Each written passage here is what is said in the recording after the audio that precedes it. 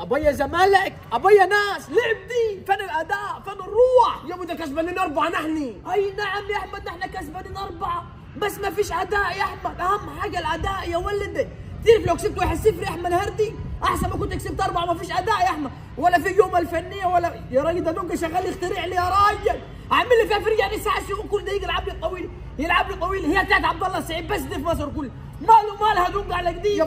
يابا واحده الاداء هيجي ان شاء الله. يا راجل اداء ايه يا راجل؟ احنا عايزين اداء ونتيجه يا احمد، احنا الزمالك يا ولدي. يابا ان شاء الله واحده وكل حاجه تتحسن. ده الماتش اللي جاي معانا بيراميدز على جديد. بعدين قلت معانا بيراميدز بالاداء ده بيراميدز تدينا 5 يا احمد ولا يا ولدي؟ تدينا 5 مع الرأفة بقى اللي شفناها امبارح دي. شفت اللي فين زيدان انت ولا شغال تحكي معاي وتراض؟ تعال بعدين هنلاقوه في مصيبه مركوب. مش هسيبه نهردي. باي يا باي يا اهلي يا باي، هنقضوا احنا تاني تالت على كده طول الدوري. ما قاعدين في اسانسير، ما احنا لو فزنا الماتش اللي فات كنا تصدرنا الدوري. الف سلامة عليك يا زيدان، انت واخد بالك الهزيمة تهولتك ولا هي؟ هي فيها صدق مالك؟ كم دولار؟ 2. وكم دولار؟ 2 برضه. ابقوا الزمالك فاز 4 النهارده ولا انت ما حسيتش يا؟ لا ما حسيتش يا صدق. لا ده انا جاي افكرك انا وياه خليك تحس. طب انت عايز ايه دلوقتي على جديد؟ انت مش الجونة دي اتعدلت معاكم يا عادي يعني ايه فيها يعني؟ كيف انا اخذت لك بطارك النهارده انا كسبتها لك. يا عم انت كسبت السيتاي ده الجونة يعني على كديها يا طب ما انت صديق. ما قدرتش تكسبي. ما فزتش عليها ليه؟ ما فزتش عليها يا تعبان، ولا كانش في البنا هناك يديك ضربتين جزاء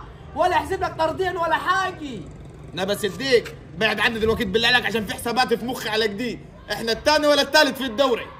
انت تحت يا تعبان، انت ثاني ثالثيه. كيف يعني؟ ايوه انت تحتي. تحتك انت الكام. انا الثاني ان شاء الله، والماتش الجاي اكسب على بيراميدز ابقى الاول واخذ لك بطارك برضه ما تقلقش. انا من رايي نرفع الجريد على جديد. لا يا احمد النهارده في الجريد والله في ضرب كفايه يا راجل. كيف يابا كفايه؟ صعبان علي والله، صعبان علي ولا روح الله يبارك لك يا حق صديق. عشان تعرف بس. روح الله يعمر بيتك يا اخي. وش فتن كلي يا ابوي ضربه. حاجه عندك ضرب. لا بارك الله فيك يا حق صديق. ان شاء الله تفوز على بيراميدز باذن الله وتتصدر الان.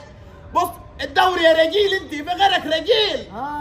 روح يا رجيل. وقف يا يا انا حزوشك مش عاجبني النهارده. ليه يا عم طول عمره زي ده صديق؟ وش ماله؟ ايه اللي حصل؟ خلاص يا احمد شمرش يا ولد. خلاص يا احمد الشمر. اقول لك يا تفضل يا حق صديق. انا يا في البلد يا. انت العمدي.